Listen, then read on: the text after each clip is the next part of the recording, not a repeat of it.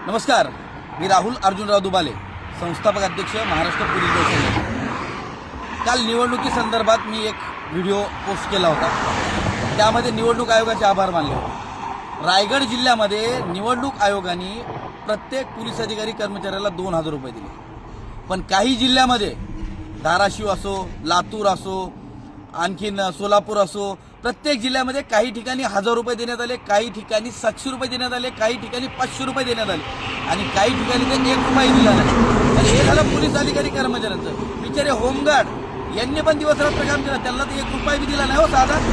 पण हे जाऊ द्या, जर रायगड जिल्ह्यामध्ये 2000 रुपये दिले जाते आणि बाकीच्या जिल्ह्यामध्ये परत कमी केलं जाईल, हा भ्रष्टाचार नेमका कोण करतंय याच्या तळाशी जाणार आहे मी। कारण पोलिसाच्या जर ह्या हक्काचे पैसे कोणी खातात तर त्यांना मी सोडणार नाही। प्रत्येक जिल्हाधिकाऱ्यांची याच्यामध्ये चौकशी करून प्रत्येक जिल्हाधिकाऱ्यांना जाब विचारणार आहे मी। महाराष्ट्र पोलीस दल संघटनेच्या प्रत्येक जिल्हाध्यक्षांना अशी सूचना करतोय की उद्या सकाळी प्रत्येक जिल्हाधिकाऱ्यांकडे आपण समक्ष जायचंय आणि आपण कुठल्या धर्तीवर पोलीसवाल्यांना किती रुपये दिले निवडणूक काळामध्ये या सगळ्याची माहिती घ्यायची। कारण निवडणूक काळामध्ये निवडणूक अधिकारी म्हणून माननीय जिल्हाधिकारी असतात।